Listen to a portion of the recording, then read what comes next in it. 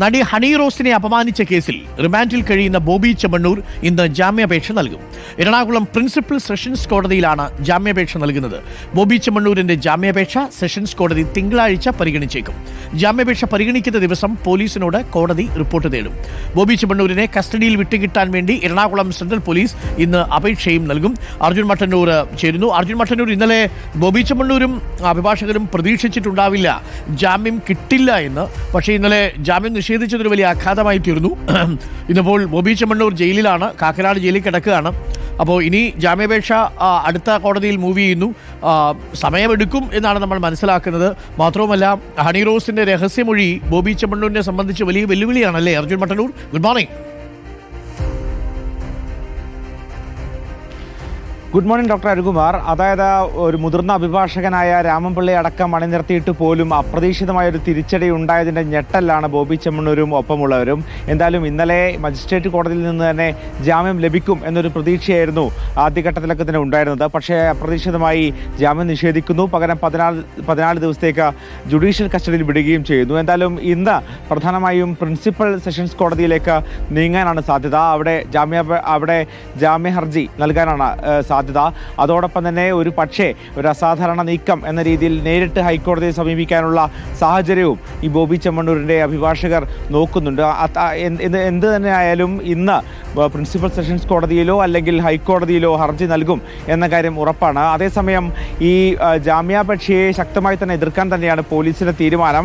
ഇത്തരത്തിൽ കസ്റ്റഡി അപേക്ഷയുമായി പെട്ടെന്ന് മുന്നോട്ട് പോയില്ലെങ്കിൽ പോലും ഈ ജാമ്യം നൽകരുത് എന്നൊരാവശ്യം മുന്നോട്ട് വെക്കാനാണ് സാധ്യത. നേരത്തെ ഇന്നലെ മജിസ്ട്രേറ്റ് കോടതിയിൽ ബോബി ചെമ്മണ്ണൂരിന്റെ അഭിഭാഷകർ പറഞ്ഞതുപോലെ ഈ ഹണി റോസ്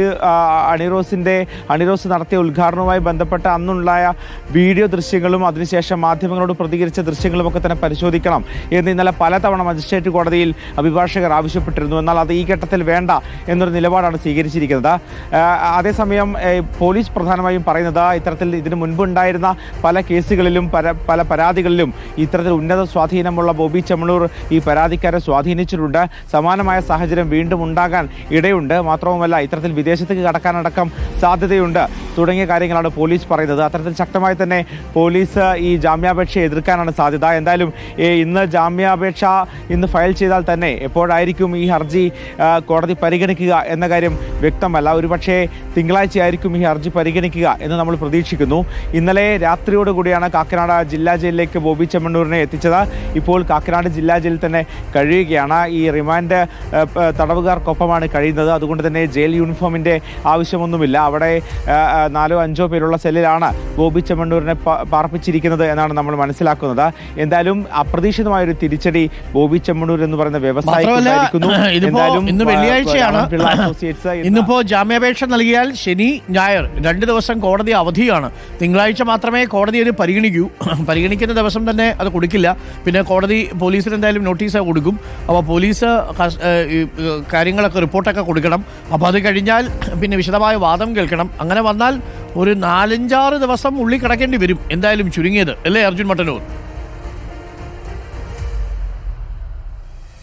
അരുൺകുമാർ, ഒരുപക്ഷേ അത്തരത്തിൽ ഈ കൂടുതൽ ദിവസങ്ങൾ ബോബി ചെമ്മണ്ണൂർ ജയിലിനുള്ളിൽ കഴിയേണ്ടി വരും എന്ന കാര്യം ഉറപ്പാണ്. പ്രത്യേകിച്ച് ഈ പറയുന്ന നടപടിക്രമങ്ങൾ, അതായത് ജാമ്യാപേക്ഷയിൽ കോടതി പരിഗണിക്കുന്നത് മറ്റൊരു ദിവസമായിരിക്കും. സ്വാഭാവികമായും ഇതിൽ പോലീസിൻ്റെ റിപ്പോർട്ട് തേടും. പോലീസ് ഈ ജാമ്യാപേക്ഷയെ എതിർത്തുകൊണ്ട് റിപ്പോർട്ട് നൽകും. മാത്രമല്ല, അതിൽ വലിയ വാദപ്രതിവാദങ്ങളൊക്കെ തന്നെ നടന്ന് അതിനുശേഷമായിരിക്കും കോടതി ഒരു തീരുമാനത്തിലേക്ക് എത്തുക. പക്ഷേ അതിനപ്പുറത്തേക്ക് അടിയന്തര സ്വഭാവത്തിൽ ഈ ഹർജി പരിഗണിക്കണം എന്നൊരാവശ്യവുമായി ഹൈക്കോടതിയെ സമീപിക്കാനുള്ളൊരു സാധ്യതയും നമ്മൾ കാണുന്നുണ്ട്. ഇത് തരത്തിലായിരിക്കും ഇതിൽ ഈ ബോബി ചെമ്മണ്ണൂരിന്റെ അഭിഭാഷകർ തീരുമാനമെടുക്കുന്നത് എന്ന കാര്യം വ്യക്തമല്ല. എന്തായാലും ഇന്ന് തന്നെ ജാമ്യാപേക്ഷ നൽകും എന്ന കാര്യം ഉറപ്പാണ്. അത് ഒരുപക്ഷെ പ്രിൻസിപ്പൽ സെഷൻസ് കോടതിയിലായിരിക്കും അല്ലെങ്കിൽ ഹൈക്കോടതിയിലായിരിക്കും എന്നാണ് അഭിഭാഷകർ പറയുന്നത്.